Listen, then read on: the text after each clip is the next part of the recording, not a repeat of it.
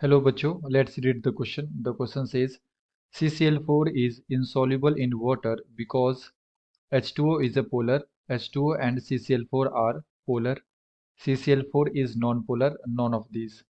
तो हमें बताना है बच्चों कि CCl4 जो है ये insoluble होता है वाटर के अंदर, तो इसका मेन रीज़न क्या है। तो आइए सॉल्व करें इसे एंड फर्स्ट ऑफ ऑल बात करते हैं की कॉन्सेप्ट की concept solubility of carbon tetrachloride. तो बेसिकली सॉल्युबिलिटी हम लोग कैसे डिटरमाइन करते हैं बच्चों। अगर हमारे पास कोई पोलर कंपाउंड होता है तो ये पोलर सॉल्वेंट के अंदर डिसॉल्व होता है, पोलर सॉल्वेंट के अंदर डिसॉल्व होता है। एंड अगर कोई नॉन पोलर कंपाउंड है हमारे पास, नॉन पोलर कंपाउंड, तो ये नॉन पोलर सॉल्वेंट के अंदर डिसॉल्व होता है, नॉन पोलर सॉल्वेंट, ठीक है, लाइक डिसॉल्व लाइक। एंड यहाँ पे हमारे पास दे रखा है CCl4, तो हम लोग देखते हैं CCl4 कैसा होता है इसका स्ट्रक्चर।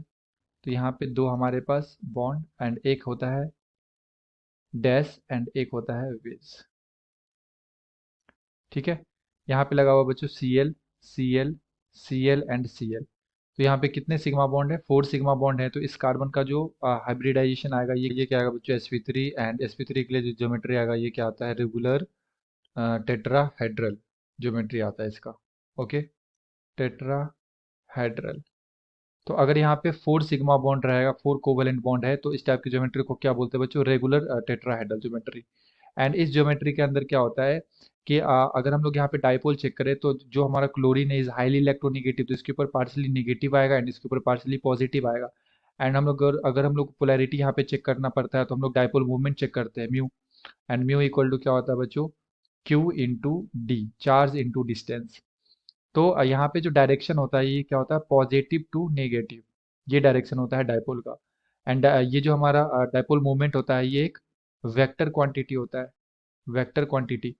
तो इस दोनों का और इसका डायरेक्शन देखें तो ये इधर है, तो इस दोनों का जो रिजल्टेंट आएगा ना कहीं इधर आएगा, ठीक है।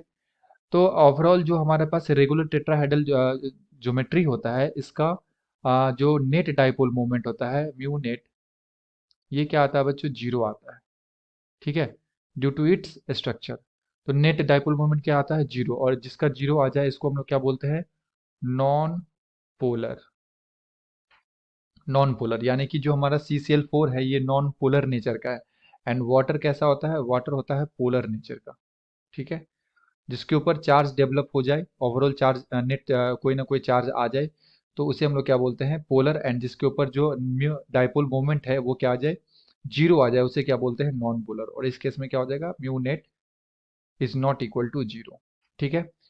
तो इसका डायपोल मोमेंट जीरो है, जिसके वजह से नॉन पोलर नेचर का होगा बच्चों। एंड अगर ये नॉन पोलर नेचर का होगा तो वाटर के अंदर सॉल्युबल नहीं हो पाएगा, क्योंकि जो हमारा पोलर सॉल्यूट होता है वो पोलर सॉल्वेंट के अंदर डिजोल्व होना चाहता है, and non polar solute non polar solvent के अंदर डिजोल्व होना चाहता है, okay. So the correct answer is option C, CCl4 is a non-polar. I hope you have understood it well. Best of luck. Thank you.